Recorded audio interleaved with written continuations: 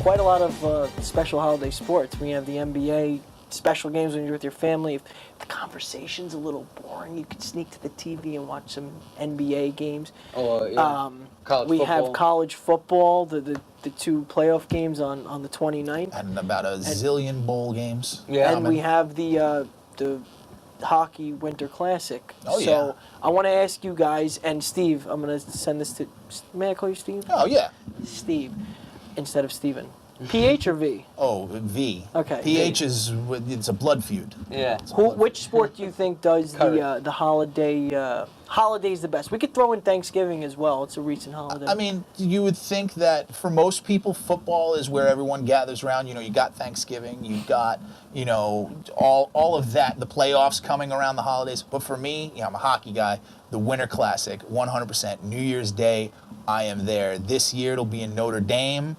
You know, it's the Bruins. You know, the Blackhawks. And the Blackhawks, they're playing. It's exciting. And for a lot of our audience, you know, may not be familiar with it. What makes the Winter Classic unique to hockey? And it's outdoor. I mean, it's kind of been diluted a little bit, I think, because now there's the Stadium Series and the Heritage Classic where they do more outdoor games.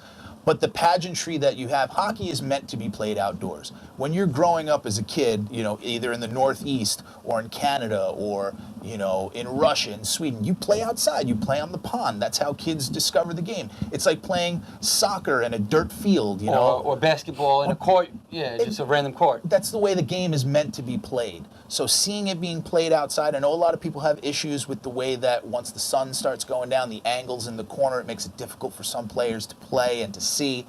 But for me, it's beautiful. It's the way hockey is intended, and the pageantry that they have. It's like their Super Bowl, because the Stanley Cup, it's 7 games. You know, it's a series. It's a series. But there's not that one game. Like the Super Bowl has that one thing. fair. This is their version of that. Chris, actually, I want to change the question a little for you. I want to ask you, do you have any holiday games that are memorable to you or that stuck out to you? One game in any sport, yeah. Yeah, I'm more of a NFL, like hockey is your thing. Like I don't really watch hockey at all, really. So nothing like that sticks out to me.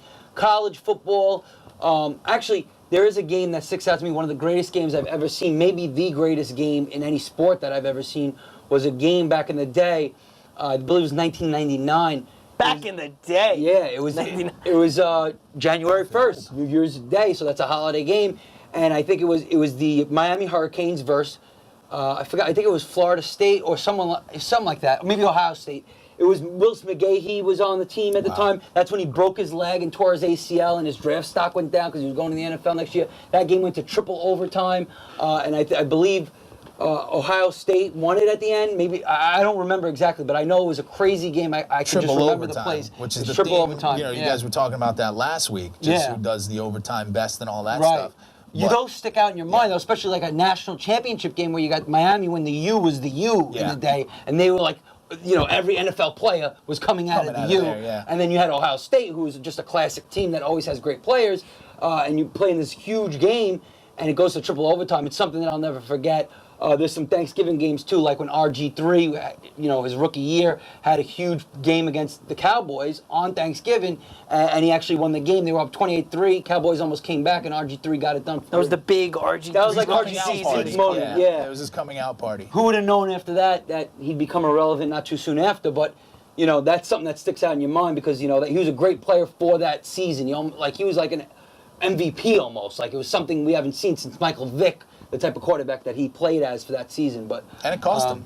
It cost him that way of playing the game. It did cost him. So, enjoy your holiday sports. I just want to throw in the Kobe and Shaq Christmas. Yeah. It was a classic, the first 2004 after they... There's a lot of NBA good ones here. I like the NBA, how they started doing the, you know, the Christmas jerseys and all that stuff. Yeah. Adding something different, you know, something special for fans. Yeah. You know, it's good, Absolutely. Like the Winter Classic jerseys. NBA does it really well. Yeah, NBA commissioner, I think, is the best commissioner in sports. Adam Silver. He's really good at what he does. He's hip to the times.